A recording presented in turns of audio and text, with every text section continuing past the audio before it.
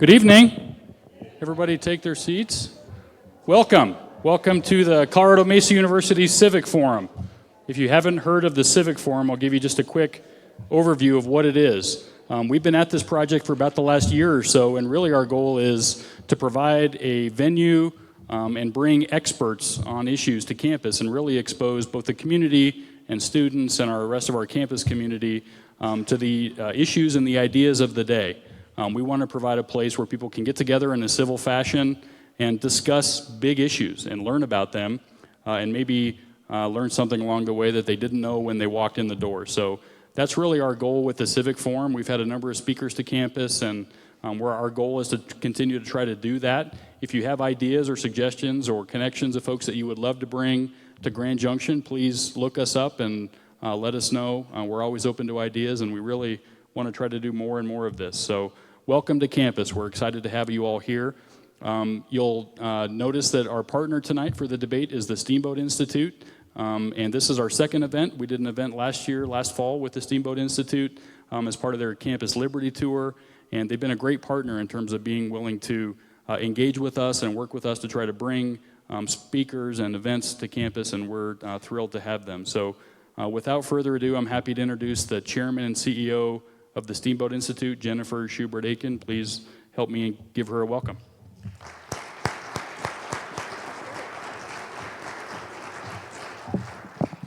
Well, good evening, everyone, and thank you, Derek, for the warm welcome. It's great to be back on the CMU campus. I'm just glad we were doing this today and not tomorrow, so I didn't have to drive through 6 inches of snow leaving Steamboat to get here. As Derek said, we were here last year with one of the CU visiting scholars on your campus, and we look forward to coming back in the future and bringing you some great debates and discussions. Many of you might not know who the Steamboat Institute is, so let me just tell you briefly. We are a nonprofit, nonpartisan organization that is based in Steamboat Springs. We are on a mission to restore civilized debate and discussion on college campuses throughout Colorado and around the country. Yes, we do promote the principles upon which America was founded: limited taxation and fiscal responsibility, limited government, free market capitalism, individual rights and responsibilities, and strong national defense. But we also promote civilized discourse and debates. We focus on teaching students and all who attend our events how to think, not what to think. And I think it's really important for you to know that. We just wrapped up a debate tour on socialism versus capitalism, which was fascinating. We visited the University of Maryland, the University of Texas in Austin, CU in Denver, and then last year, we hosted another really fascinating debate on nationalism versus globalism that featured Nigel Farage and Vicente Fox. And earlier this year, we hosted a couple of events on free speech on college campuses. Should universities regulate speech on their campuses? And for that, we had Alan Dershowitz and a few other folks, and we had some really fascinating discussions at UC Berkeley and Pepperdine, and we look forward to bringing more debates like that to CMU. One of the most fundamental aspects of our republic is how we decide who our president will be every 4 years. Since our country's founding, we have chosen our president by awarding each state's electoral college votes to the candidate who earns the most popular votes in that state. The candidate who then gets at least 270 electoral college votes wins the national election for president. Because this is a hotly contested topic with good points being made by both sides, the Steamboat Institute thought it was important to bring a fair and balanced discussion of this issue out to the Western Slope. We've already held debates on this topic in Steamboat Springs and Aspen, and we will be hosting another debate tomorrow evening at Fort Lewis College in Durango. And now I would like to introduce you to our debaters and moderator for this evening. And I would also like to mention that in addition to the folks who are in this room, we have an audience also watching on Facebook Live, and you will be able to watch this again later on Facebook. We encourage you to like the Steamboat Institute on Facebook, follow us on Twitter and Instagram, and you'll be able to share this debate tonight with your friends.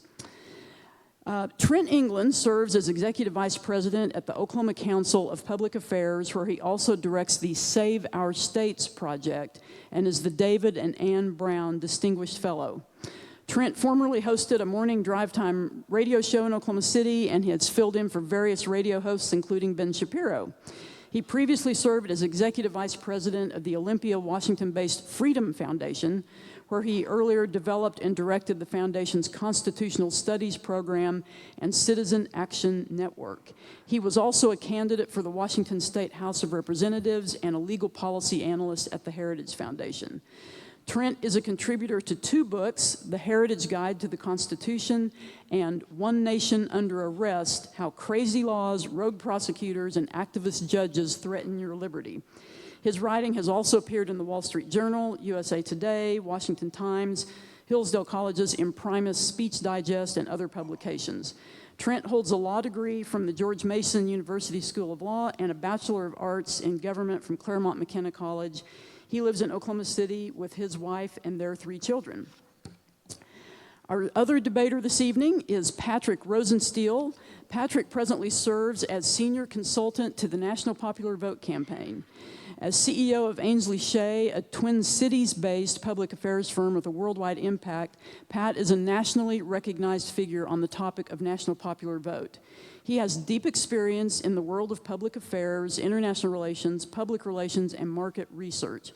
Having cut his teeth in the campaign world, including the Forbes for President campaign, Pat brings nearly 2 decades of senior-level public affairs expertise to the table.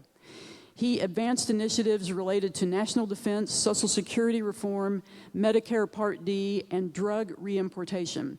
He coordinated activity in the Upper Midwest on behalf of Chief Justice Roberts and Associate Justice Alito's Supreme Court confirmations. As a media relations professional, Pat and his clients have appeared in the Washington Post, Fox News, the New York Times, and the Wall Street Journal, as well as countless regional broadcasts, local and trade media. And finally, our moderator for this evening is someone many of you know well. Jay Seton is the publisher of the Daily Sentinel here in Grand Junction. He's a native of Manhattan, Kansas. Prior to Jay's arrival at the Sentinel just about 10 years ago, he was a corporate and commercial litigation partner at the law firm of Lewis, Rice, and Fingerish in Kansas City, Missouri. And prior to that position, Jay worked in toxic tort litigation at the law firm of Shook, Hardy, and Bacon. Jay serves on the Colorado Economic Development Commission and the Rocky Mountain PBS Board of Directors. He is a past chair of Rocky Mountain Health Plans and the Grand Junction Economic Partnership. Jay also serves on the Sacramento Higher Education Foundation, as well as other education-related nonprofits. He is also a member of the Colorado Forum. Jay holds a bachelor's degree from the University of Wisconsin at Madison and received his JD from Kansas University in 1996. Let's give a warm welcome to our debaters and moderator.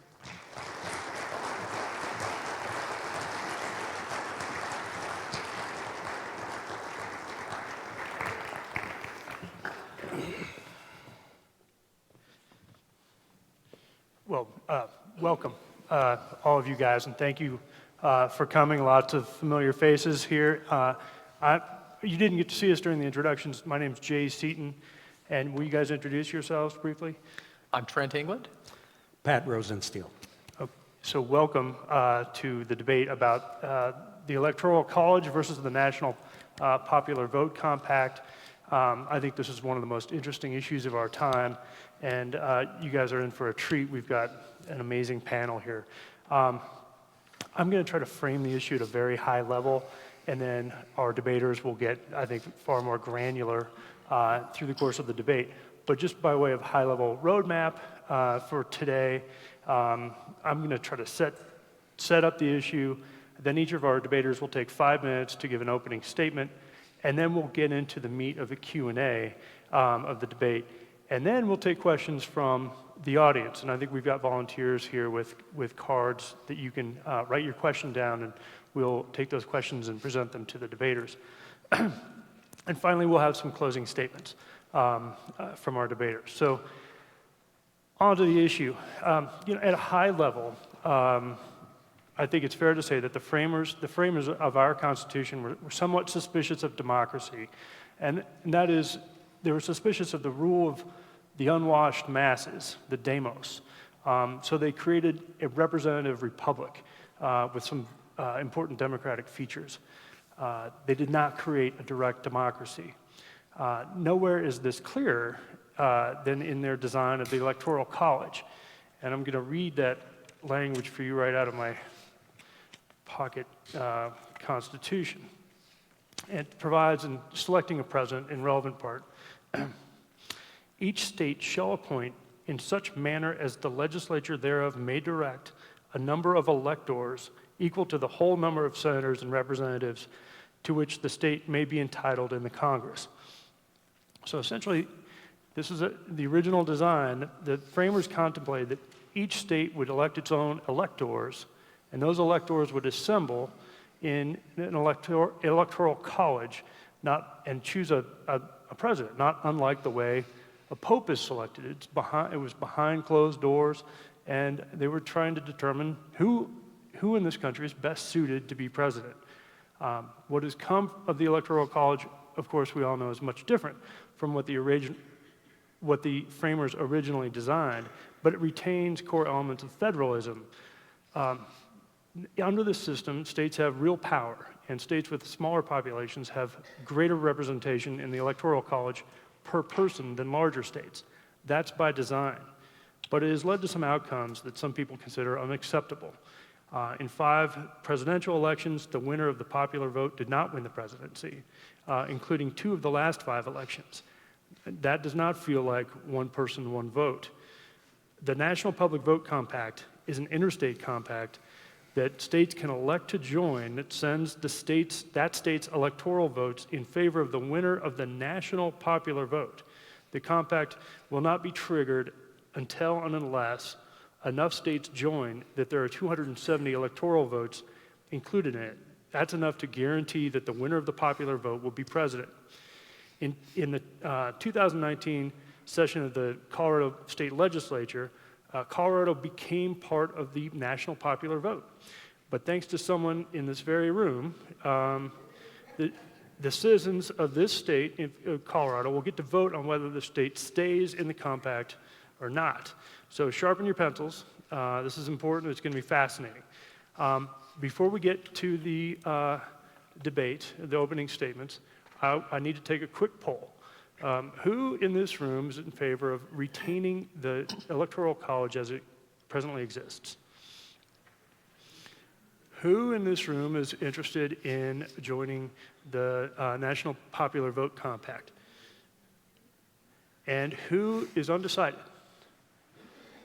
Okay, all right, well that's great to set the groundwork. We rolled the dice beforehand, and Trent England gets to go first. Trent? Okay, thank you so much, Jay. Thank you all for being here, and thanks to Pat. We have, I'm not sure if we've shared the stage anywhere else, but we have, I think we've been on the radio together, and we follow each other around the country, having these conversations. So it's great to be here and to have this conversation here.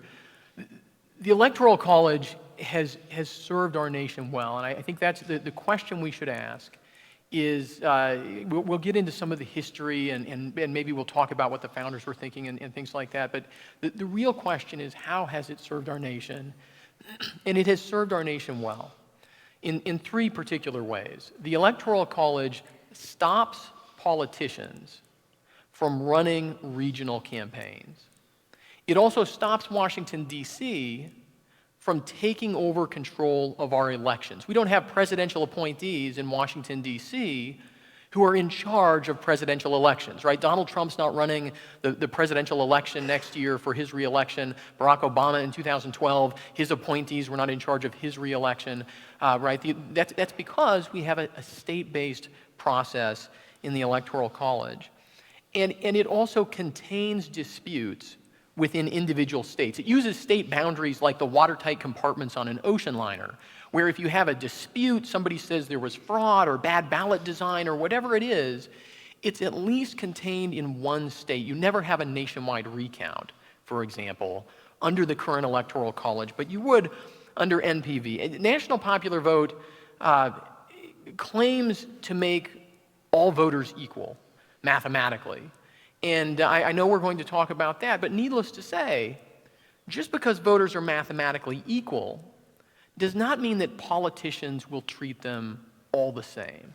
And I want to start off, sort of highlighting that fact, kind of holding that up for us to think about for a minute, because a lot of what Pat is going to talk about would be wonderful if national popular vote was a kind of magic wand that we could wave and change human nature and therefore change how politics works, take the politics out of politics.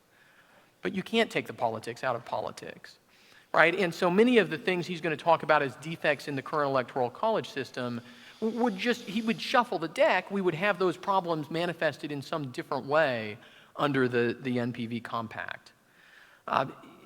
Even if you disagree with me and you want to change the electoral college, national popular vote, this NPV compact is probably the very worst way to do that. You may be familiar with the old saying that if you straddle the fence, what happens? You get slivers.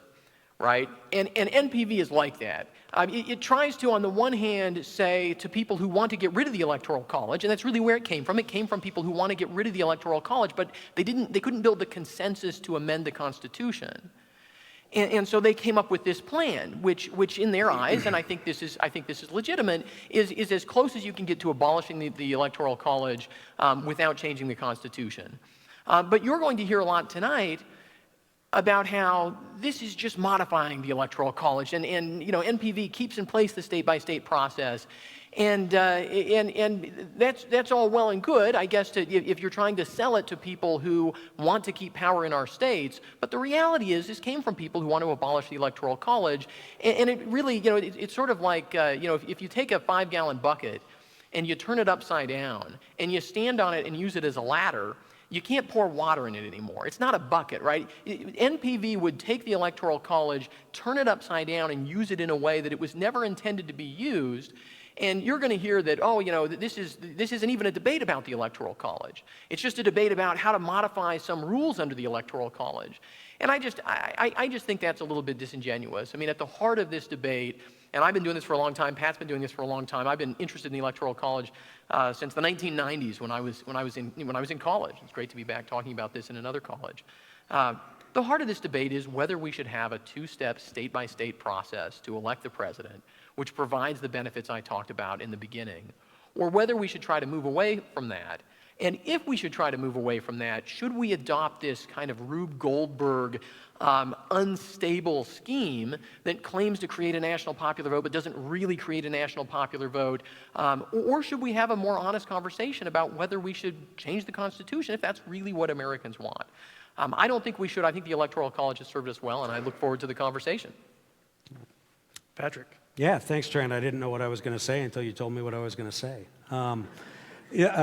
Great to be here with you for sure. Always a pleasure. Let me get to the scheme thing a little bit. This Rube Goldberg scheme. The National Popular Vote Interstate Compact is anything other than a scheme, right? What it does is it uses the existing provisions in the United States Constitution to change the way that states award electors. And I don't really have to be a professor of constitutional law to read Article 2, Section 1, as you did when you opened up, where it says each state shall appoint in such manner as the legislature thereof may direct a number of electors. And so, no, I don't believe the Electoral College is the villain. I believe the state-based winner-take-all system that was adopted over time in the lead-up to the Civil War is sort of the problem. I think it is the boogeyman, and the only reason I'm here as a proponent of the National Popular Vote Interstate Compact is because I can't think of a single redeeming quality of the current state-based winner-take-all system. And I say that as a conservative Republican trapped behind the blue wall in Minnesota, right? My state is the only state that voted for Walter Mondale, and in my political lifetime, there isn't a single Republican voter, right, in the state of Minnesota that has mattered in presidential elections. And so what National Popular Vote, the Interstate Compact, does is it simply says there's the power of the state as a real federalist, right? There's a state power to award electors, that the legislature in the various states determine whether or not they want to award their electors in a different fashion than they currently are doing so. And then there's Article 1, Section 10 of the Constitution that allows states to form agreements amongst themselves and they're called Interstate Compacts, right? And so what National Popular Vote basically does is says to all of the state legislatures, do you believe it's in the better interest of your state to award your electors on the basis of the national popular vote when the compact reaches 270 electoral votes or more? Now, I'm not here, primarily because of divergent elections, where the candidate with the most votes loses an election. Political scientists call those divergent elections. I'm here because I'm tired of a system where battleground state voters have all of the political power when electing the American president, and flyover state voters are routinely ignored. And I think the problem with that system is, depending on what election you look at, in 2016, 3/4 of the American voters lived in flyover states, right? 96% of the presidential campaign occurred in just 12 states. And I believe what that does is give presidents incentives to govern to the interest of battleground state voters and ignore the rest of us. And I actually believe that that has a negative impact on participation, right? We know that in battleground states, turnout is 11 points higher than it is in flyover states, right? And that lack of participation demonstrates that voters in flyover states feel less valued when we elect the President of the United States. And I believe that that leads to false crises around the American president, right?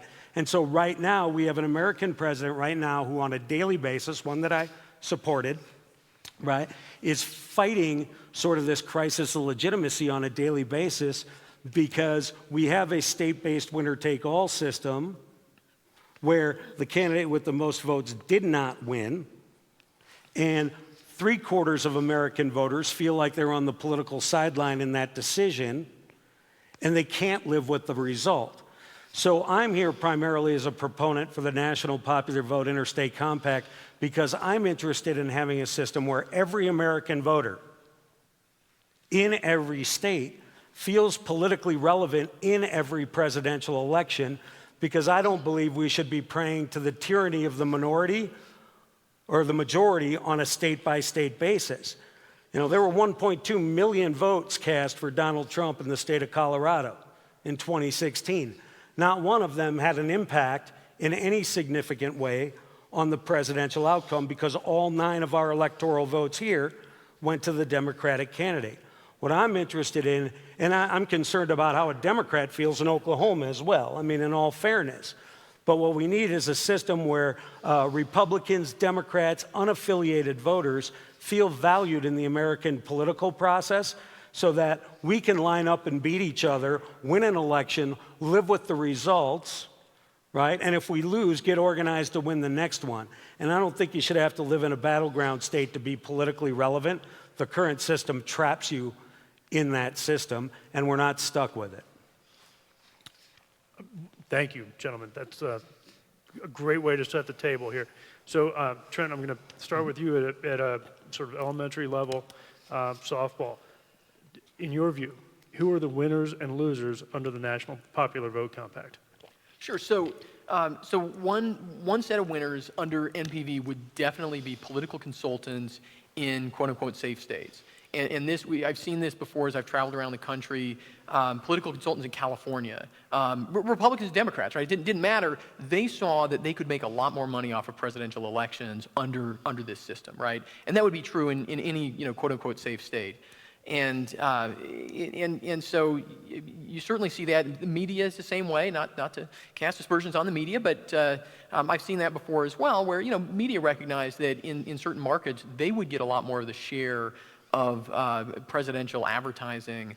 Obviously, the flip side is media, political consultants in swing states would get less of that pie. There's some people who've looked at this. They think more money overall would be spent, so maybe the people who that money goes to just in general would win under NPV. I think it's hard to play those kind of counterfactual games. Certainly voters in smaller states, right, mathematically get a boost from the Electoral College that would go away under NPV. And voters in states that make up their mind closer to Election Day, which we call swing states, it's really a phenomenon of chronology, right? It's, states that make up their mind early are not the focus at the end of the campaign. But at the end of the campaign, right, those states get a lot of attention. That attention would go somewhere else. it wouldn't just magically go to every voter in the same way, but people who live in dense, population-dense areas would certainly, I think, get more attention than they get now if they're not in one of those swing states. Okay, Patrick, I'm going to follow up with a similar question. You're going to get to Okay, I was answer gonna the same subject matter. Electoral college supporters claim that the national popular vote will throw the outcome of elections to California and New York and Texas. National popular vote supporters say that the compact will allow every vote to count. What's the reality? Well, look, I think the reality is that if you add up the votes in California, Texas, and New York, right, you're probably close to about 19% of the votes in this country, okay? So the idea that 19% of the voters in a country, a first-past-the-post system in a single-member district, the United States of America, that 19% of the voters are going to make the decision for 81% of the voters defies sort of political logic and mathematics. The truth is, the reason I'm a proponent for the National Popular Vote Interstate Compact is because I believe small state voters get jobbed under the current system.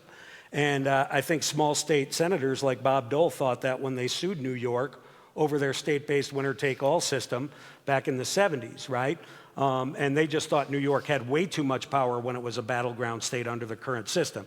So when you think about the 10 smallest states in this country, they have been completely ignored in the last 5 presidential general election campaigns. They've had 0 presidential campaign visits over the last 20 years. And so what happens is that small state voters get ignored because they're reliably Republican or reliably Democrat. I actually think the small state of North Dakota has exactly as much political power under the current state system as the state of California. They both have 0, right? Because I believe that political influence is in the hands of battleground state voters. And neither one of those states are battleground states.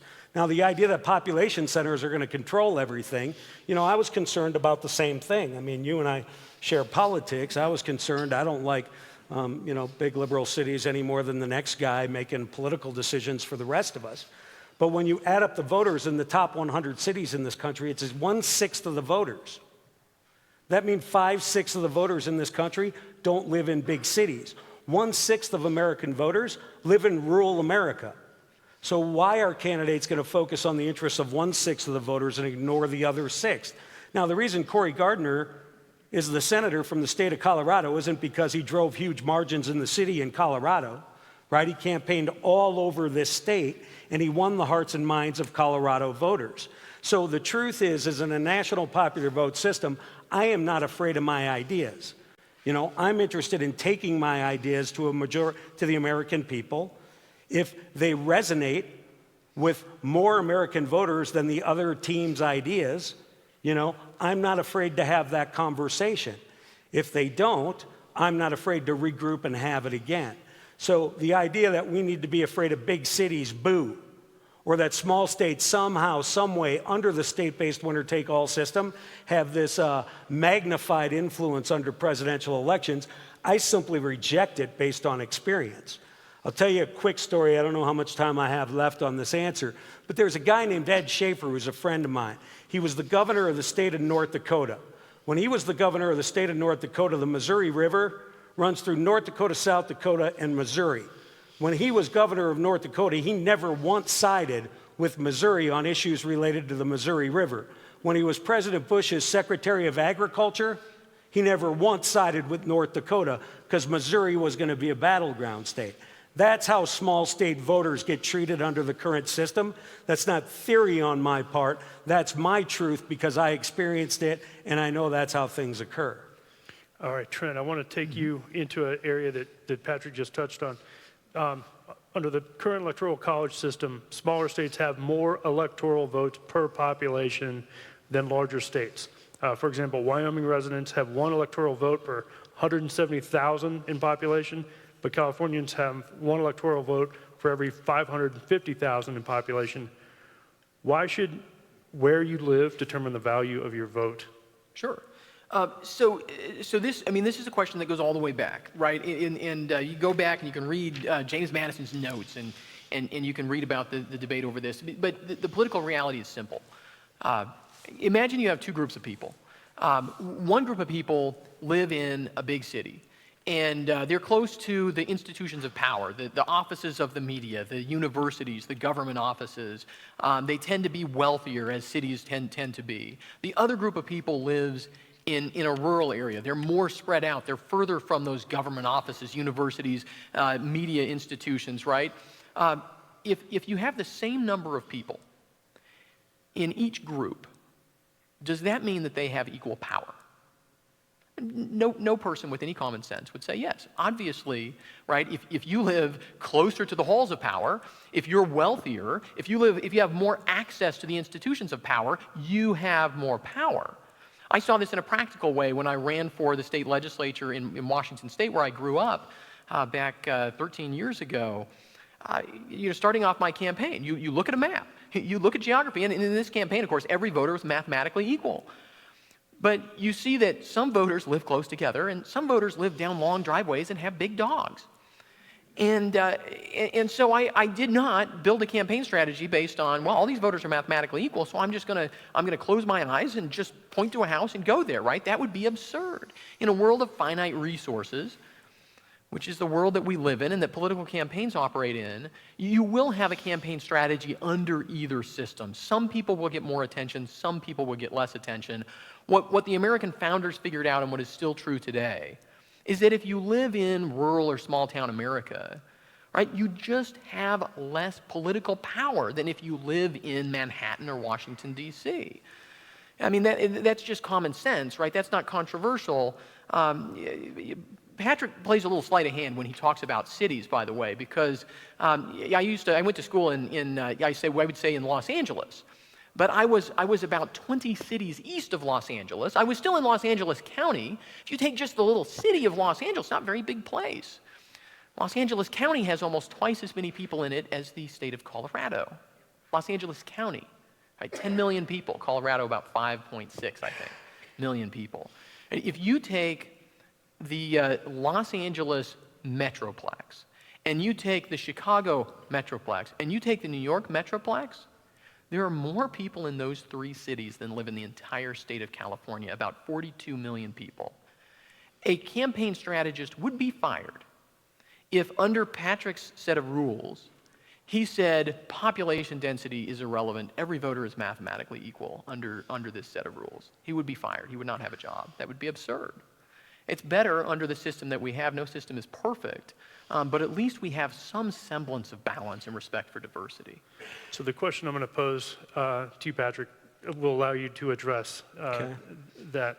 And so the original design of the Electoral College protected the interests of smaller states. Isn't that a cornerstone of American federalism? Isn't national public vote, a popular vote, injecting direct democracy into a system that's supposed to be a representative republic? Well, direct democracy, as the founders were arguing it, was about citizens making decisions for themselves. I want to make sure we have an accurate description of what a republic is, right? Madison's republic is a body of government that derives its power from the people, that elects representatives to govern their interests over a period of time. In this country, we call it a term, okay? So the United States will be a republic before, during, and after national popular vote, because we'll continue to elect the president of the United States. We won't have initiative and referendum on every issue as it relates to governing ourselves.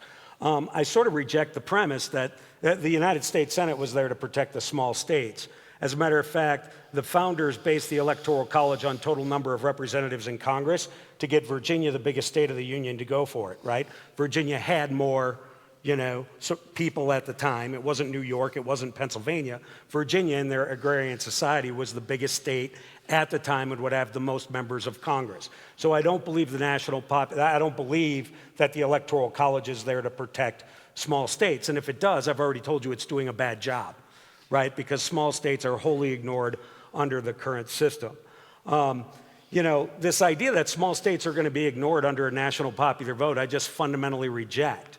The idea that Americans get ignored in first past the post system, right? Candidate with the most votes wins in a single member district. I'm unaware of any campaign where people who can vote for the outcome are wholly ignored. I take your point about not wanting to deal with dogs, but I'm guessing you didn't eliminate a single household in your district from get out the vote efforts if they demonstrated a willingness and an ability to vote for you. I'm guessing you didn't eliminate them from your direct mail programs. Under the current state-based winner-take-all system, when we're doing get-out-the-vote calls in a flyover state like Minnesota in the last 6 weeks of a presidential year, we're making phone calls into Wisconsin and Iowa, the two closest battleground states. So what happens under the current system, you're either one of 12 battleground states that's going to determine the outcome of the election and you get all of the political attention and resources, or you're a flyover state that gets none of the political attention and resources. And that translates into influence with the White House that has a dramatic impact on public policy. Anybody ever hear of a trade war with China? Have you heard about that? Does anybody think that this president is pursuing his protectionist agenda because he's trying to lock in Rust Belt state voters in Michigan, Pennsylvania, and Wisconsin to pull an inside straight again in order to win 3 states that no Republican had won for 24 years because of the state-based winner-take-all system? And I'm supposed to accept the idea that the current system forces people to campaign to the entire country and that they never campaign to specific regions. Of course they do. They campaign to specific regions, they govern to specific regions, and it's all determined by electoral college math, and the rest of us get ignored. And I think Colorado is moving out of battleground state status, is going to look a lot more like my home state of Minnesota, and it will understand what it feels like to be a flyover state voter in America. And I think that has disastrous consequences for the body politic. So the only way I know how to make every voter in every state politically relevant, he keeps using the word equal, I don't even know exactly what that means, but the only way I know to make every voter in every state politically relevant in every presidential election is to go to a national popular vote for president. And the only way I'm willing to do that is through an interstate compact that preserves the state power to award electors so they can withdraw or go in, right? And that's not a difference in search of a distinction. Now, the idea that metroplexes control everything. Donald Trump is the first Republican president to carry the state of Georgia statewide without winning Cobb and Gwinnett counties. He lost all 17 counties in the Atlanta metropolitan area that represents more than 60% of the state of Georgia, or nearly 60% of the state of Georgia. How did he do that? He did that because rural voters turned out at the highest level they had ever turned out in the history of Georgia to deliver that state to him. So anybody who believes that rural areas of states will be ignored in a first-past-the-post system in a single-member district just doesn't pay attention to how states are won in statewide campaigns or how successful campaigns are run at the state legislative level. You identify your supporters in your district, you exclude nobody, you put up the lawn signs, you do the phone calls, you do the get out the vote, you have the conversation, and the candidate who wins the most votes wins. I'm not afraid to have that conversation in a campaign for the American presidency. I believe a majority of the American people will be better served by that system, and I believe that's why 16 states have passed the national popular vote, Interstate Compact, including the state of Colorado. Well, we're gonna all have a chance to vote in a referendum on that in this state. Trent, I'm going to pose a question to you based on some facts that occurred around the BP oil spill. You'll recall that that took place outside of or off the coast of Louisiana. The spill migrated to Mississippi, migrated into Alabama's coast. No major reaction from the federal government. It touches purple Florida, and the president's down there that day. Is that an appropriate system where a purple state gets so much more attention than the blue state of Louisiana, thoroughly blue, thoroughly red, Mississippi, thoroughly red, Alabama? You know, why are the interests of some states more important than the interests of other states? Well, I don't like it.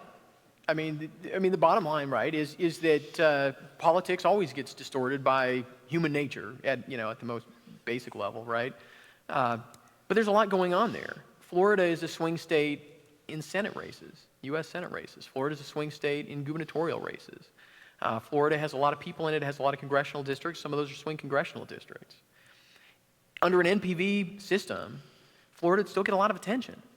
It has more people than those other states. I think it has more people than those other states combined. Right? So to hang all this on the Electoral College it just isn't looking at the whole picture.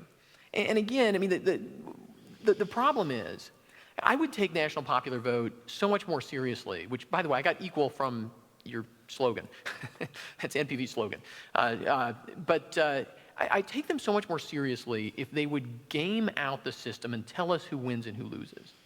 Because obviously, right, obviously you're going to have a campaign strategy. Under any system, you're going to have a strategy, right? And they're so focused on the things they don't like about the strategy under the current system. I mean, and look, I guess if I was making this case, I went to law school. If I was making this case, I'd make it the same way.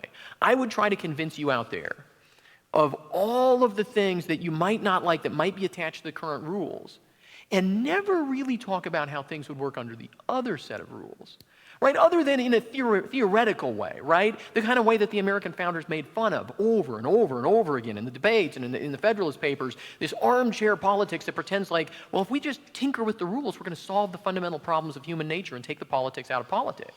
That's how I mean, that's a good way to argue it. But it's fanciful. It's not true. Right? We see log rolling in state politics. We see log rolling in legislative politics, right? If you change the presidential election rules, you're still going to have swing Senate seats, swing states for Senate races and safe states for Senate races, right? And you're still going to have people who say, well, I wish that my vote mattered more in my state. But, I mean, the reality is, I mean, even that is, I just find sort of offensive to the idea of democracy, right? I mean, who here only goes and votes when you believe that the election you're voting in is going to come down to one vote? Anybody? Anybody only vote when you think that, right? I mean, does anybody here go out and vote even when you've seen the polling and you think, I think I've got a pretty good idea how this is going to go, but it's my civic duty to go and register my view by voting, right? If you're like me and you go and vote because you think it's a civic duty to be educated and go and participate in the process, the idea that well, if my vote's not the one decisive vote, then somehow I've been disenfranchised is absurd, right? I mean, I live in Oklahoma. It's red now. I've lived in California. It's blue. I've lived in Virginia when it was purple. In no instance in any of the elections when I voted was my vote the one vote that made the difference, right? And so in that sense, all this is irrelevant, right? It wasn't, my vote either mattered or it didn't. And Oklahoma, by the way, has had, in the last presidential election, we had all the candidates on both sides come through our state. Now, why was that? We were not a swing state in the general election. They didn't come through our state at the end of the election process. They came through our state early in the election process. Why is that? That's because we have a state-by-state nominating process based on the state-by-state Electoral College. Right? And NPV wouldn't directly change the nominating process, but it would certainly create an environment where it'd be likely to change that process, I think.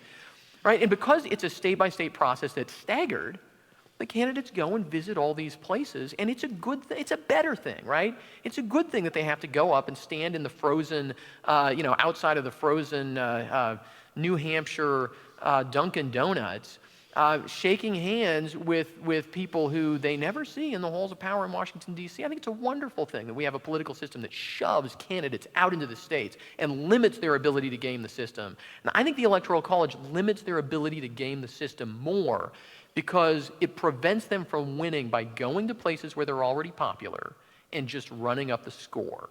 If you're going to have a region, wouldn't you rather it be whatever states happen to be the most undecided, the most politically balanced right at the end of the election, rather than having the Democrats going into the big cities and the Republicans going to the Texas suburbs, camping out in those places and just trying to run up their vote totals among people who are already bought in?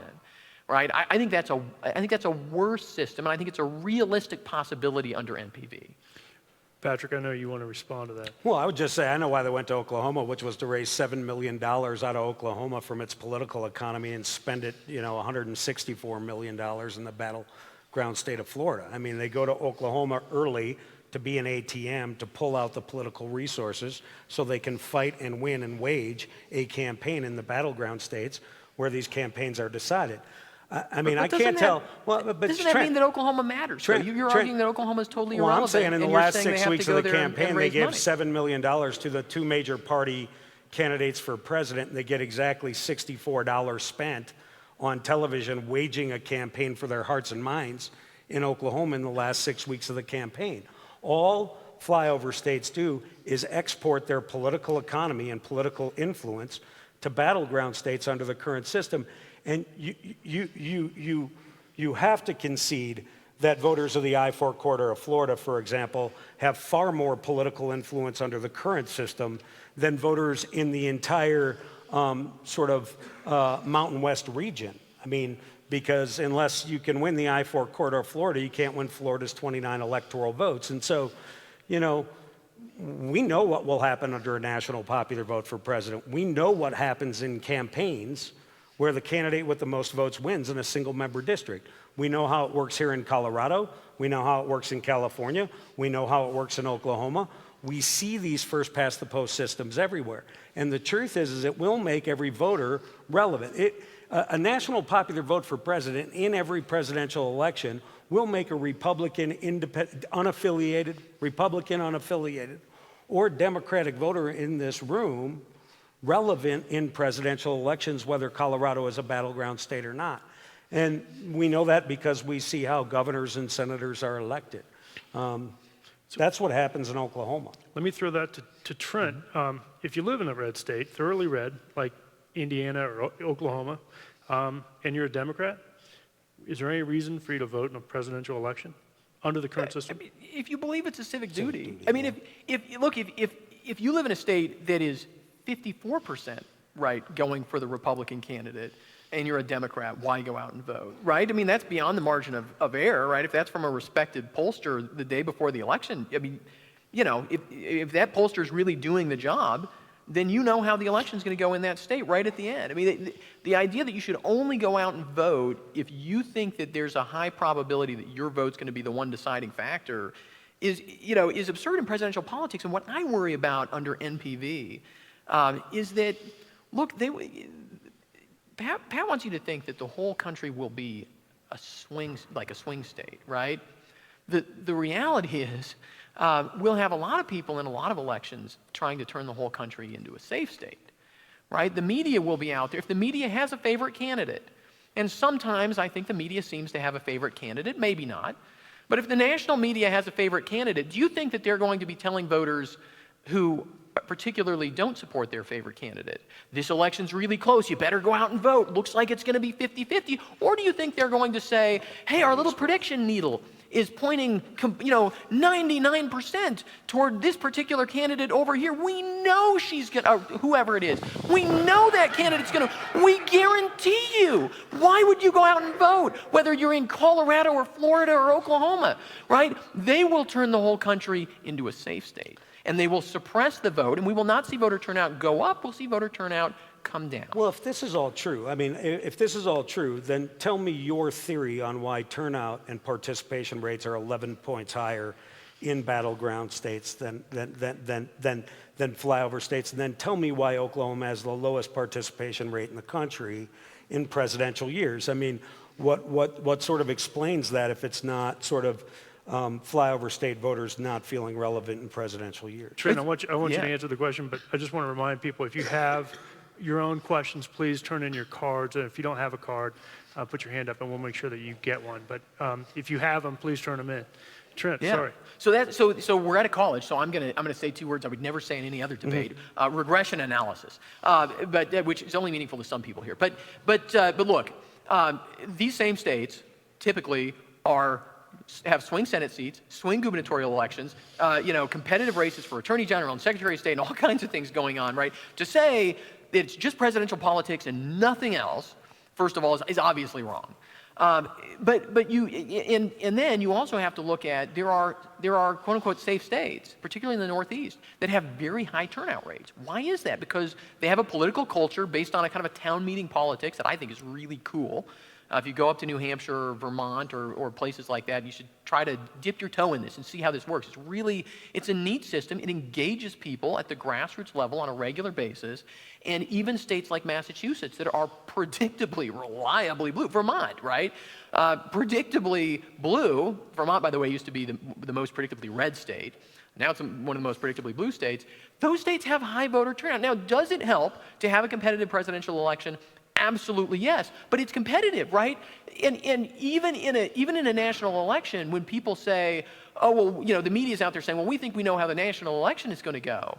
And this has been written about. The Electoral College makes it a little bit harder for anybody to claim that they know for sure what's going to happen, and you still have competitive state races. So you still have you have that incentive for some people to go out and vote, which under NPV wouldn't be added in the other states, it would be taken away from those states. So you think exporting $7 million of political economy and having bankrupt parties in Oklahoma has nothing to do with voter turnout? I mean, obviously, Or participation our rates. Senate races are all safe. We have one swing congressional district in the state of Oklahoma, and that's a brand new phenomenon. I mean, all these things. My theory all these is things go together. that exporting $7 million of political economy in presidential years leads to bankrupt parties, and that doesn't get used to drive voter turnout and participation in Oklahoma. It gets used to do that in battleground states, and I think there's probably more evidence of that than anything There's a else. tremendous amount of money spent in-state in Oklahoma politics. I mean, there's no shortage of money being spent on the ground. And frankly, the fact that political parties and candidates are coming into a state like Oklahoma or California and raising money shows that those states are still relevant. People in those states are still being paid attention to some degree. I mean, as you said, I did not send direct mail to the person down the long driveway with the big dog, right? And the same is true for people in Oklahoma or in California. It's a different kind of political influence. And all this stuff is dynamic and it's moving around all the time. Okay, I want to move on from this subject, and I'll throw this question to both of you, but Patrick first. National Popular Vote Compact feels like the elimination of the Electoral College, which would require a constitutional amendment. Isn't it more intellectually honest to go straight ahead and amend the Constitution than to do this interstate compact that would have the effect of amending Not at all. amending the I mean, look, Constitution? most people don't understand, I think, that the state-based winner-take-all law was adopted over time, right? Frankly, when the founders took 30 votes over 22 separate days, there was one idea they didn't think enough of to even discuss or vote on, and it's the state-based winner-take-all law that people are calling the Electoral College today. So the state-based winner-take-all laws were adopted through state legislative action. You know, the first presidential elections, some of the states had legislatures selecting electors. Some had the governor's council appointing electors. They had what were called presidential elector districts. So what happens is, you know, when Jefferson wants to be the third president of the United States and he loses to Adams in some of those presidential elector districts, he introduces a state-based winner-take-all law in Virginia, right? And then, you know, Massachusetts and Pennsylvania respond in kind. And so these state-based winner-take-all laws are nowhere in the United States Constitution. They're a series of state statutes that were adopted by the legislature under Article 2, Section 1, that power you read about at the very beginning. Two states select their electors differently, right? Maine and Nebraska, they do it by a congressional district system. Did we call a constitutional convention for Maine and Nebraska to change their method by which they awarded their electors? Of course we didn't. We used the power in Article 2, Section 1. The legislature acted because they believed it would be in the best interest of their state. The National Popular Vote, Interstate Compacts, simply asked states, is it in the best interest of your state? And I suppose reasonable people can be on both sides of that. But like, is it in the best interest of your state to award your electors on the basis of the national popular vote if it's decisive? I don't change the city charter to fill a pothole, right? The power exists within the city charter to do that. The power to change the method with which you award electors exists in the United States Constitution. And I think if we want to talk about honesty, right, I think we all have to honestly admit that the National Popular Vote Interstate Compact is no more or less constitutional than the state-based winner-take-all law, and it's not a shortcut. Now, it's also not a difference in search of a distinction. If you read the National Popular Vote Interstate Compact, there's a very easy way to withdraw from it. Here in Colorado, you have two ways, right? We're going to have a referendum in 2020. The people are going to decide. You can also petition the legislature, right, if you actually oppose direct democracy, which a referendum is. And I believe the referendum process is legitimate, right? And I think we're going to have this conversation in Colorado.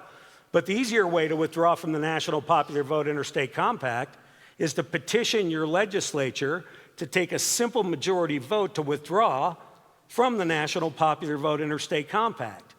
If you are a strict constructionist and believe they wrote what they meant, which is each state shall appoint in such manner as the legislature thereof may direct, you should at least applaud the approach that National Popular Vote is taking, because it preserves the power of the state to withdraw from the compact should any of these scary scenarios actually end up occurring, right?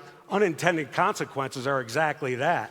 I believe every voter in every state is going to be politically relevant. I believe we're going to have a reinvigoration of grassroots politics in this country in a way that's necessary for us to all feel like, not feel like, but be valued in the process.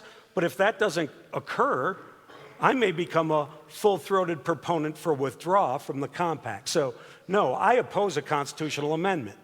I support the National Popular Vote Interstate Compact because I'm not interested in stripping the state of Colorado of her power to award electors. So even if you're an opponent of a national popular vote, at least respect sort of the approach that says Article 2, Section 1 means what it says, right?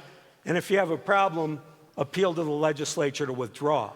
And you can vote to withdraw. A state legislature can vote to withdraw from the compact at any time, but the withdrawal cannot take effect within a 6-month window of July 20th until after the next president's sworn in, right? Because the system is designed to operate the way it's designed to operate. But, I think it's the constitutionally appropriate approach. Trent? Yeah, so Pat's boss, who I debated a couple weeks ago in New York City, John Koza, who is the funder of this national popular vote effort, bragged to the New York Times in 2007 that this was an end run around the constitutional process. He said, but an end run is a legal play in football. It's fine, right? I always give NPV credit, particularly John Koza. He's a brilliant Californian. He was an Al Gore supporter. He got mad after Al Gore lost, and he was looking for a way to change the rules. He was an elector for Al Gore, right? You give him credit. He looked at the Constitution with a couple of law professors, Vikram David Amar and Akhil Amar, and they came up with this plan. And the law professors are still very honest that they're just hoping that NPV creates pressure to amend the Constitution and get rid of the Electoral College. That's what they want.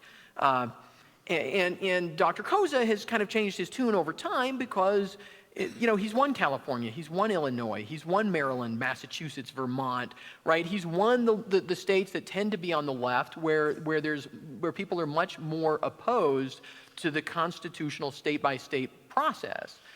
And so now that they're working in purple and red states, suddenly, I've been doing this for 10 years, and like I said, I get to go to the debates in the conservative states or before conservative-leaning audiences and the debates in New York City. So I get to hear both arguments.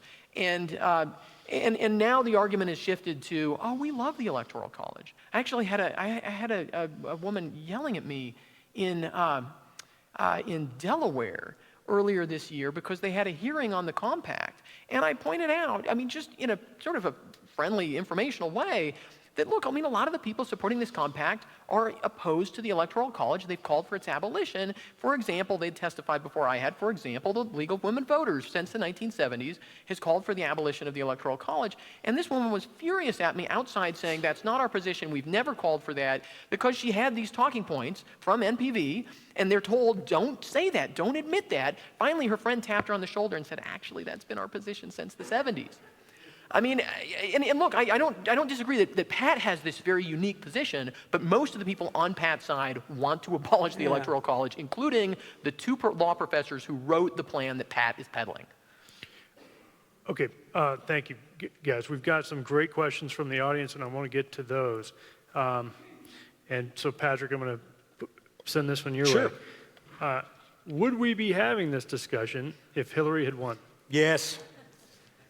Well, maybe not, actually. The truth is, had Hillary won, I believe there would have been red states that adopted the National Popular Vote Interstate Compact. We would already be at 270 electoral votes. And the only reason I say that is because we had 2/3 of the Georgia Senate as sponsors on our bill. We introduced our bill with 15 Republican senators and 10 Democratic senators in the Michigan House. I mean, Trent talks about blue states, but doesn't point out the fact that it was the New York Republicans who moved our bill in 4 legislative sessions before the Democrats would move our bill. And so, prior to the 2016 presidential election, I think there was a lot of concern about sort of the blue wall and the Democratic advantage, under the current system. I've seen the partisan frame of this issue change 3 times since I started in 2007. I've been pretty consistent in my approach to this bill, which is I don't discount the fact that there are people who support the National Popular Vote Interstate Compact that also support a constitutional amendment. I don't happen to be one of them. The reason I support the Interstate Compact is because I have zero interest in a constitutional amendment. I believe if states believe there is a problem, they should take action to fix it, and they should use the power within the Constitution to do that. So, if Hillary Clinton were president of the United States, I think you would have seen a lot of red states actually adopt this compact. We had the Oklahoma Senate, the Arizona House pass our bill prior to the 2016 presidential election. We had Republicans and Democrats in Michigan coming together to introduce our bill. I will say national popular vote, in my experience, I've never met the Amar brothers, but national popular vote, in my experience, has always been a bipartisan effort to solve what the people believe is a nonpartisan problem. And I've worked with Republicans, Democrats, and independents to enact this bill in 16 states and continue to plan to take that approach. So, I think when it comes to systemic reform, you have to decide whether or not you believe the current system is serving, your state, your country, your community, right? Well, if you think it is, I certainly wouldn't expect you to be a proponent for national popular vote. I mean, then what problem are you fixing? But if you believe that the current system is broken, do a little homework, understand what we're talking about, decide whether you believe a national popular vote for president could be in the better interest of your state, your political movement, right? Your community, your country, and sort of join our efforts. And I don't care if you're unaffiliated, Republican, Democrat, Green Party, that's the kind of coalition we've built around the country. And I think to say this is about jerseys, right? Like I set my jersey down on this issue. I got an election reform issue that's supported by Newt Gingrich and Howard Dean. That's not very easy to do when you're talking about electing the President of the United States. But I think they understand the shortcomings of the current system. I think they understand that battleground state voters are way too powerful. I think in the age of micro-targeting of precincts, where we can get presidential elections down to 2,000, 3,000 precincts in this country, and American presidents can decide to spend $1 trillion on prescription drugs to lock in the I-4 corridor of Florida, I think this system gets pretty expensive. That's my experience, right? I don't believe it has to be your experience. We all have different experiences. Trent, will you take a run at that question? Sure. Patrick went all over the place. State the question again for me. Yeah, sorry. Would we be having this conversation if Hillary Clinton won? Okay. No, I mean, look, here's the history of national popular vote. So Gore loses in 2000. John Koza, California computer scientist, also he invented the scratch-off lottery ticket. So he's the guy who wins on every scratch ticket. So he's not only a frustrated Gore supporter, he's also got, I don't know how much money, but a lot of money. One of his lobbyists told me that right at the beginning he put up $12 million. Jonathan Soros, George Soros' son, put up another $2 million for this effort. And they found the Amar brothers, and they put all this together, launched it in 2006, and started picking up states in 2007. Real quickly got Maryland, Hawaii, Illinois. Within just a few years, Massachusetts, California, Vermont, and then the effort, DC, the District of Columbia, and then the effort sort of stalled out for a while. and really lost a lot of traction. And I would say that two things happened. Barack Obama won the presidency in 2008, and then in 2010, state legislatures shifted to be much more conservative. And those two things really stalled national popular vote's effort, and to where we were just fighting it, in Connecticut kind of every year. In Colorado, I think occasionally, as Pat pointed out, it popped up in Arizona, it popped up in Oklahoma. By the way, as far as I can tell, they can't even get bill sponsors they can't get a bill sponsor in Oklahoma anymore because some of the lobbying tactics that they used were so offensive to voters that nobody wants to be affiliated with National Popular Vote anymore because they were taking people on expensive trips to tropical resorts and all these things that just didn't look good. That was our experience in Oklahoma and Arizona and Michigan. Obviously, when Donald Trump won, it kind of galvanized people on the left, so all of a sudden NPV had a grassroots, and then in 2018, state legislatures, as you experienced here in Colorado, shifted to the left, just like Barack Obama won in 2008, and then they shifted 2 years later. The opposite happened between 2016 and 2018. That's allowed NPV to pick up New Mexico and Delaware and Oregon. And of course, Colorado, technically, it hasn't taken effect. It's tolled until you have the vote next November. But that's where all this stands right now. And I think if Hillary Clinton had won, I mean, they would say different things. They had a handout. NPV had a handout during the Obama administration that was telling Republicans. I have a copy of it. It was telling Republicans, you'll never win another presidential election unless you adopt NPV. That's what they said. 2016, to me, kind of undercut their credibility with Republican legislators in particular. So Hasn't been my experience. Got another audience question that I think both of you should address. What about just allocating electoral votes like Maine and Nebraska? Isn't that a solution? Do you want to go first? Well, look, yeah, I mean, I'll just say real quick. So Maine and Nebraska do by congressional district, and then the remaining two are statewide. There have been people who have toyed with the idea of going proportional. That was actually on the Colorado ballot, I think, in 2006, and voters voted it down. Again, because my read of the situation is they discovered that basically California Democrats were funding an effort to change how Colorado awarded its electoral votes in order to help national Democrats, and Coloradans voted it down. And as it turned out, this is so funny, right? People try to predict the future. Who won the next presidential election in Colorado? Barack Obama. The Democrats, had they been successful in changing the rules here, would have lost, right? They were doing it because they thought, we're never winning Colorado. Why don't we just make it so we can get 45% of Colorado's electoral votes? And then things flipped around. I mean, it's ironic, but I think we can both agree here that, I don't know if we can agree for the same reason, but I think a congressional district system, well, first of all, you'd have to wave a magic wand, right? Like 50 states would have to adopt a congressional district system because each state would have to act on its own. Brings in highly partisan issues, like you point out. I mean, in Texas, obviously, the Republicans would oppose a congressional district system, just like Democrats would oppose one in California because they'd each be given the other party, electors in presidential races. The reason I oppose a congressional district system is I just think it takes a bad system and makes it worse. Again, the reason I'm for a national popular vote for president is because I want every voter in every state to be politically relevant.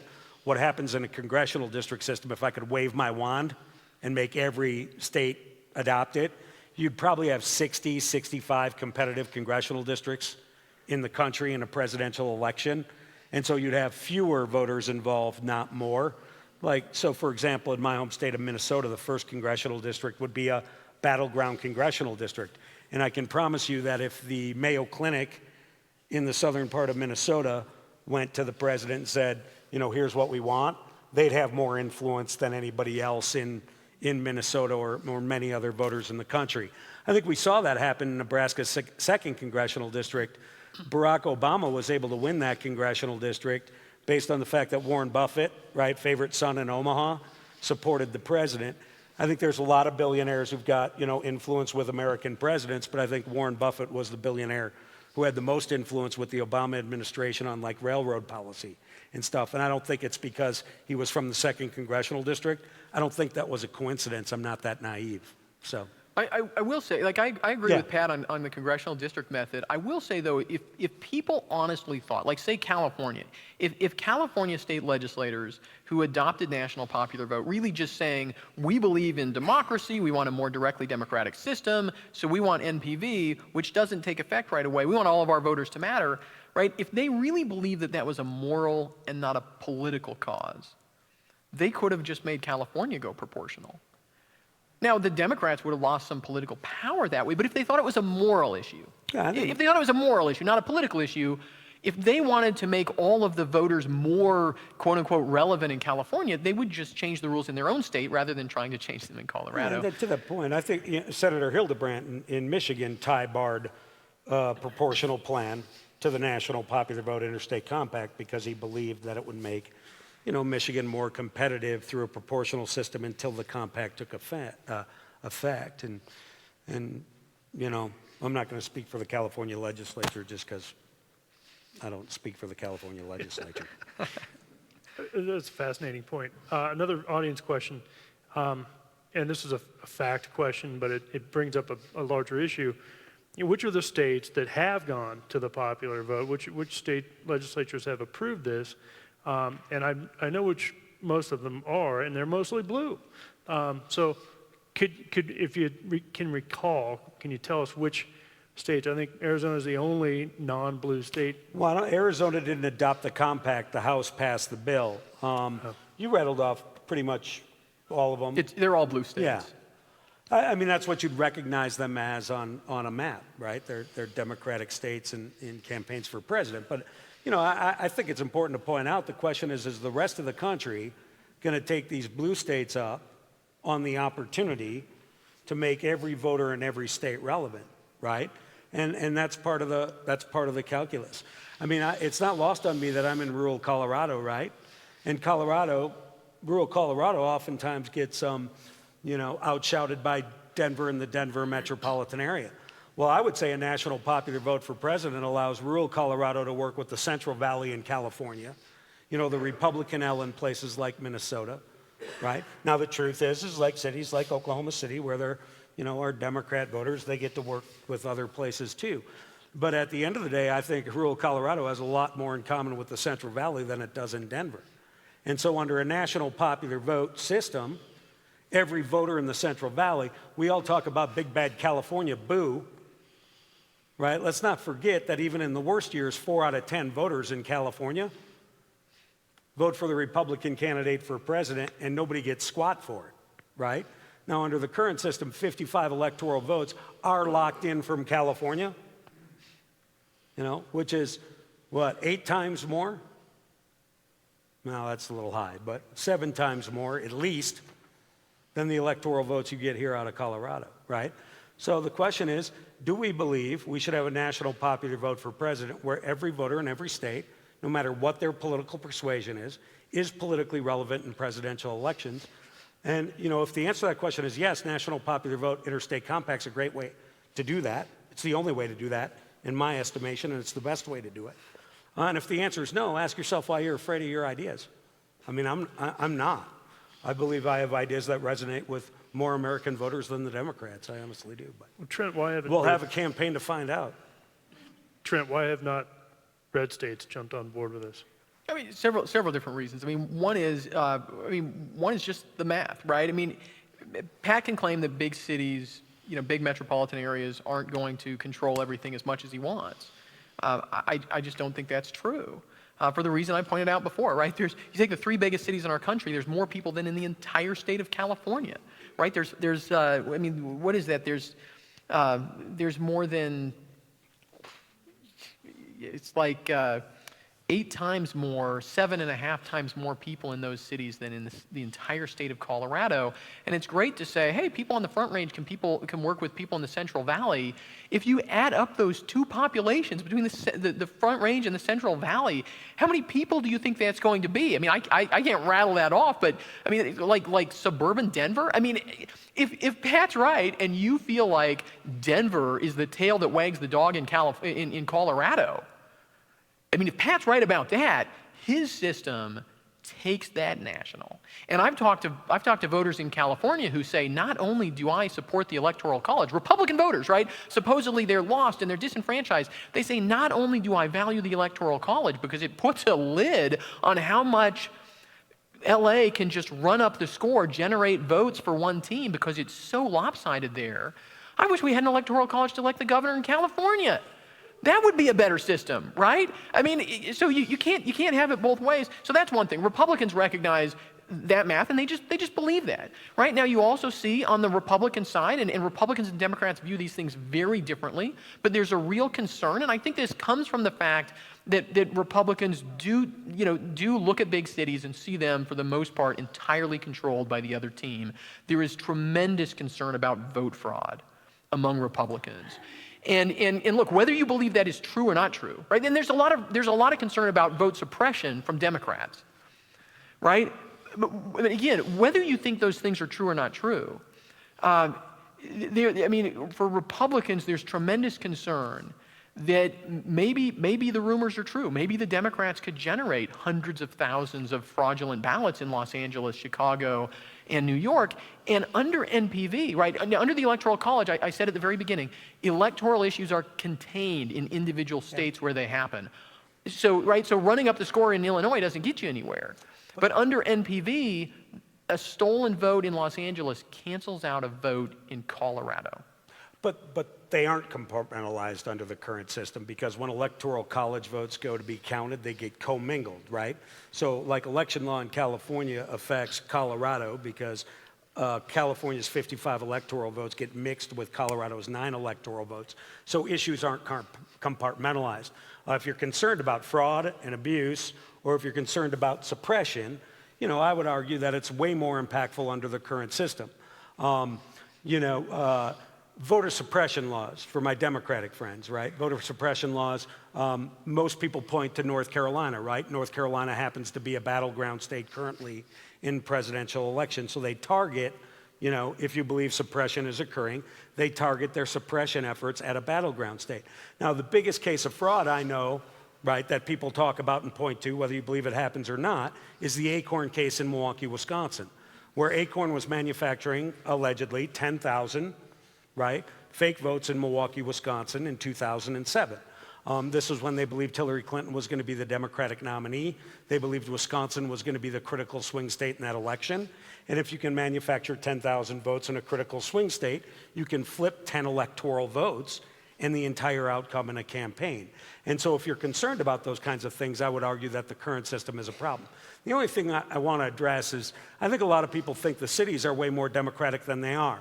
I'm a Republican in St. Paul, Minnesota. That happens to be one of the biggest cities in my state, right?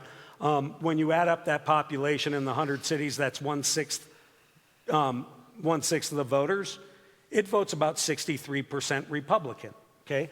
Sounds heavy, right? But when I add up the votes, one-sixth of rural America, that same one-sixth of the voters, it's 60% Republican, right? So the truth is, I don't think the cities are as Republican, first of all, as we think they are. And there's a lot of Republicans that are trapped in cities right now that don't matter under the current system. I think that's true. We've got another question from the audience, and we may need a clarification here. I just want to make sure I'm getting the question right. How can the election be decided without all the votes being counted? How can I feel like my vote matters? Well, that... I'm not sure where the person's going with that, but there is an important reality there if you understand the way the election process works. So NPV, just think about how NPV works, and this also kind of goes to why to one of the two reasons why Pat's wrong on vote fraud. But under the way the system works right now, right, each state runs its own election. Pretty simple, right? Each state has its own rules about how candidates get on the ballot, how the ballot works, how voters vote, how the ballots are counted, how they're recounted, why they're recounted, right? All those processes are contained at the state level because Oklahoma's ballots are never mixed with California's ballots, right? So California can have their rules, Colorado can have its rules, Oklahoma can have its rules, right? All that's fine when the election is constrained in individual states. The problem under national popular vote is it claims to create a national popular vote, but it doesn't really do that because it doesn't change the Constitution. Each state is still conducting its own election, but at the end of the day, you're trying to add all these numbers together. How does that actually work under the compact?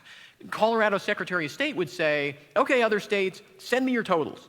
Tell me what you got, right? And hopefully all the other states would send in the totals, right, in a timely way. Now, we know that after Hurricane Sandy, New York State's vote totals were missing, I think it was about 180,000 votes that they didn't have time to count before the election was certified as far as the Electoral College there goes.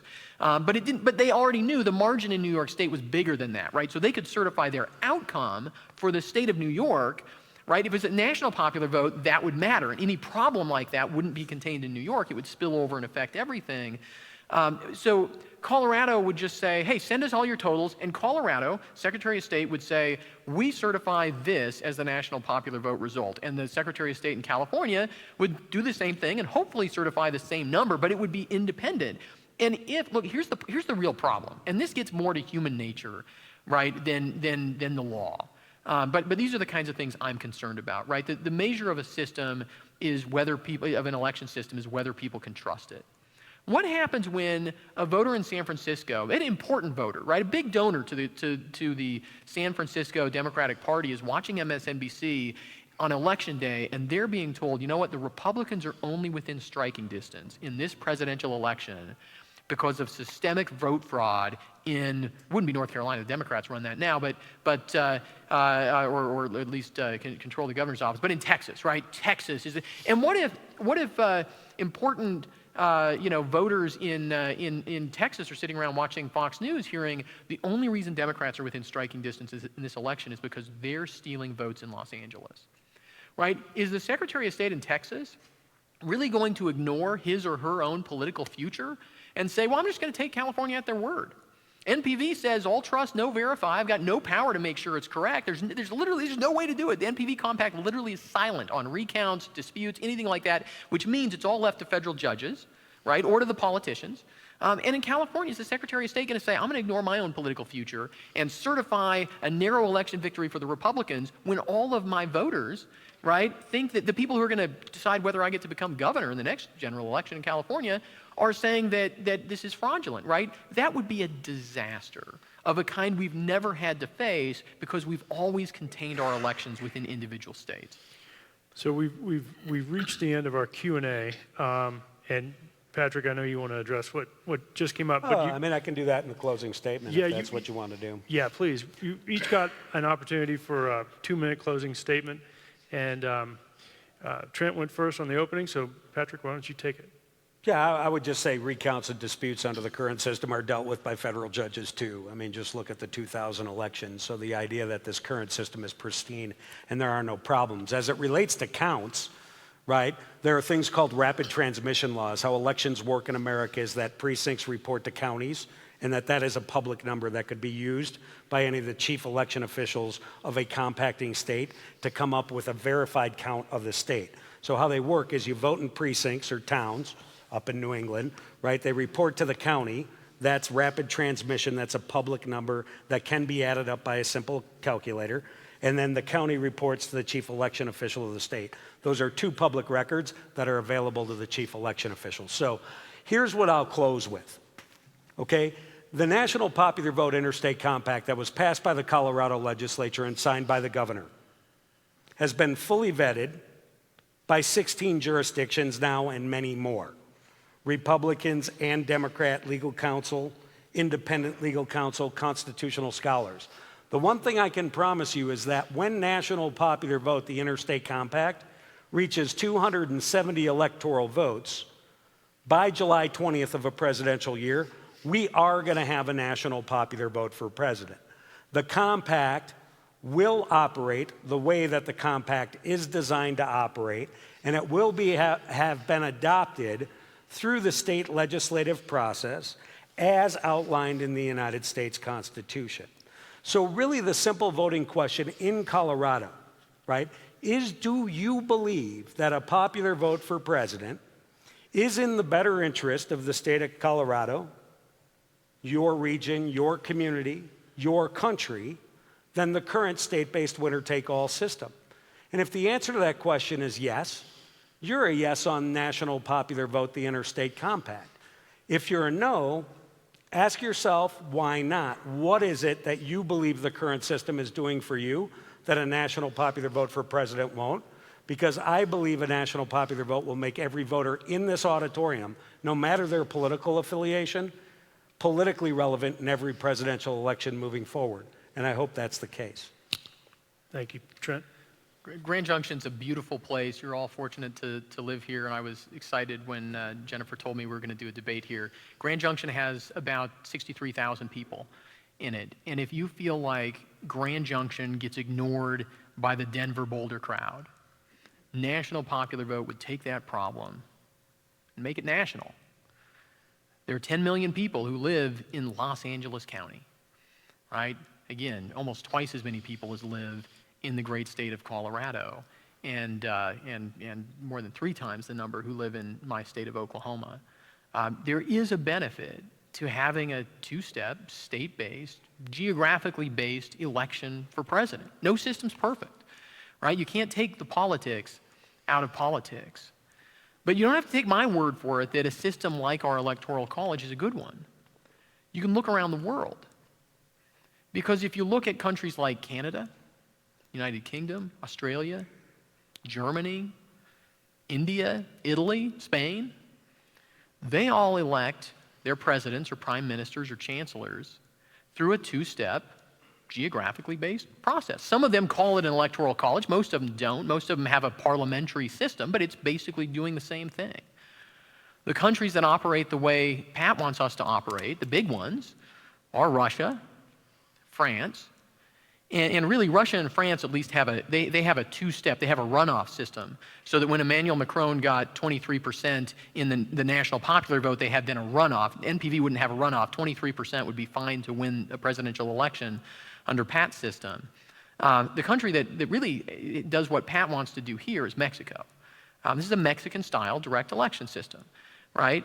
First past the post, of the smallest plurality you can imagine can win. The Electoral College respects our diversity, channels our elections through the states in a way that makes them more fair and protects the integrity of presidential elections better than the National Popular Vote Compact. Thank you. Okay. Gentlemen, this was incredible. Thank you. We're going to do one more poll before we close here. So same questions as before, plus one more. Those of you who support the Electoral College system that we currently have? Okay. How about those who support a change to the National Vote Interstate Compact? Okay. And those still undecided? Okay, did tonight's debate change anyone's opinion?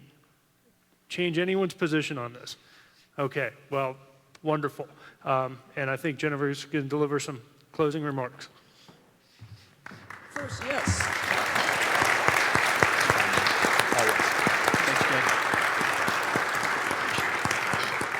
Thank you to our debaters and moderator. We truly appreciate your preparing for and putting on such a quality debate for our audience. We hope those listening on Facebook Live enjoyed it. For those of you here, please be sure to like the Steamboat Institute on Facebook and share this on social media. It will be available, so anyone who didn't hear this debate and you think they should, it's out there so that you can share it with your friends. Please do that. If you would like to see more quality debates and discussions like this one on college campuses here, throughout Colorado and around the country, please go to steamboatinstitute.org, make a tax-deductible donation. We depend on the support of the public. That's how we fund debates like this, or you can grab a donation envelope on your way out the door. Thank you for coming, and enjoy the rest of your evening.